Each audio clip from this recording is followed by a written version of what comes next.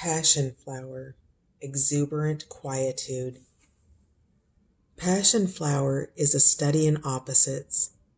She climbs vigorously, some say invasively, sending exploring fingers through fence slats and wall crevices. What's over there, she wonders, always trying to get to the other side to expand beyond her current boundaries. Even her flower exudes frenetic energy, vibrantly bursting out into the world. Every inch of passion flower is reaching, striving, and climbing. And yet, her medicine is the magical calm that happens when the television, computer, and phone are all suddenly silent. She begs you to pause in your questing and take the time for a new experience, inner quietude. Why? Because being able to be quiet and still is passion flower's secret to exuberant expansion without stress or burnout. Ritual, feeling expansive. Expand yourself, instructs passion flower as she reaches around a flower pot on her way to the far corner of the garden. Are you ready to get a body sense of what it feels like to be calm and contained, yet exuberantly expansive? Stand in a doorway with your palms turned inward toward your body. Press the backs of your hands against the door frame. Push outward with your arms as hard as you can. Your muscles might shake a little, and that's okay, while counting slowly to 40. Then step out of the doorway. Just go do it, passion flower says. She's not giving away the ending and ruining your chance to explore for yourself. Reflection. Life inventory. Passion flower teaches us the power of balance, doing and not doing, critical thinking and daydreaming, waking and sleeping. Her power is in doing all things with vigor, giving equal weight and zest to every activity, which is accomplished by keeping our thoughts centered in the present moment. Take a life inventory. Which parts of your life do you feel joyously engaged with? Have you lost your passion for some parts of your daily life? Are you trudging through your work or family time? Passion flower approaches everything with curiosity, even doing the dishes and bathing the dog. Passion flower doesn't want to jettison the mundane parts of your life. She knows that you need to water the plants and make the bed. Instead, she wants you to attempt to bring simple joy and curiosity to all aspects of your day. I have no special talents. I am only persistently curious. Albert Einstein. Pileated woodpecker. Free your inner fire. Woodpecker drums with abandon. He'll tap on trees, rain gutters, and garbage cans. His noise a gift from the thunder gods themselves. Can you give yourself over to this type of passion? Can you dance the primal rhythm that calls the rain? Our critical minds often get in the way of our creativity and joy. A big part of your brain's job is to keep you safe, and giving in to passion can be dangerous. But Woodpecker has a secret. He wraps his tongue around his brain to protect it from his concussive rhythm. Woodpecker is calling you to get in sync, to move and dance and drum. How can you free your inner fire? Ritual. Find your beat. Woodpecker's rhythm is said to be the heartbeat of Mother Earth. Find your own heartbeat. Put your right hand over your heart and feel for its thrum. Sit with it, allowing the feeling to swell into your veins. Having trouble feeling your heartbeat?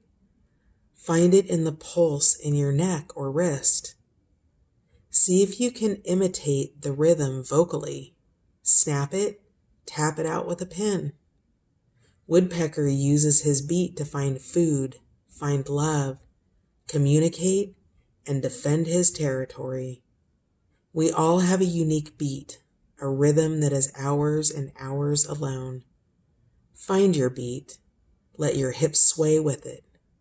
Let it be foundational to who you are and who you want to become. Only man is permitted to live without rhythm in order that he can become free. However, he must of his own accord bring rhythm again into the chaos. Rudolf Steiner. Reflection. Going big. Pileated woodpecker is energetically huge. He's noisy, he's got a bright red tuft on the top of his head, and he's a dang big bird. Because woodpecker gets agitated before storms, he has been associated with the clap of thunder. When woodpecker appears, expect big movement in your life. Notice what feels out of sync or not in flow to help you know the direction from which the storm is coming. If woodpecker brings big thunder, he also brings the medicine to help you through it. That medicine is rhythm. Rhythm can mean many things. It can literally be music, dance, or the beat of a drum, but it can also be daily and seasonal routines. Rhythm can mean living in sync with the cycles of the moon or having a daily gratitude practice. What rhythms do you have in place to help you through life's thunderstorms?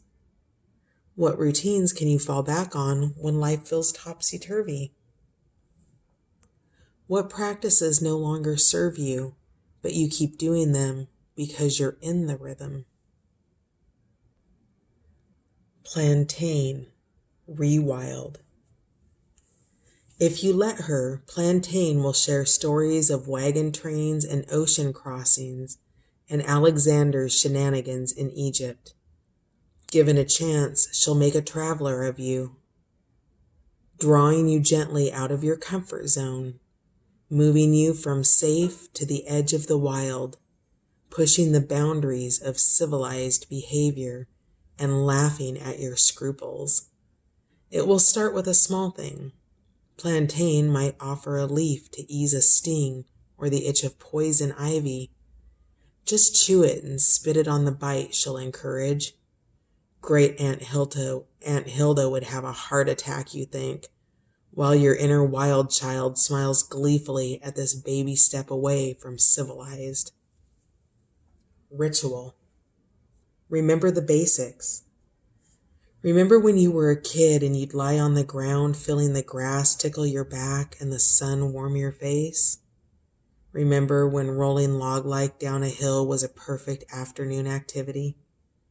Plantain doesn't ask you to step away from your true self and into some unknown version of you.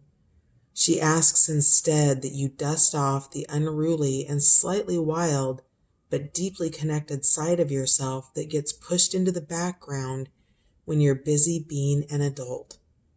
She reminds you of your childlike wonder and joy in the basics. Lie on the ground and let the earth support you. Feel the sun on your face and sense the clouds chasing shadows across your closed eyelids. Remember the joy in this simplicity. This is a place to which you can always return. Reflection. Drawing out. Plantain's special magic is pulling out what's stuck. She'll draw out fillings in much the same way that she removes splinters and insect stingers. If you were to sit down with Plantain and let her cradle your soul, what would happen? What shards would she pluck from your heart? What poison would she draw from your spirit? What pain or discomfort would she dig out from your body? Are you willing to let Plantain draw this suffering from you? If not, why? People have a hard time letting go of their suffering. Out of fear of the unknown, they prefer suffering that is familiar. Thich Nhat Hanh.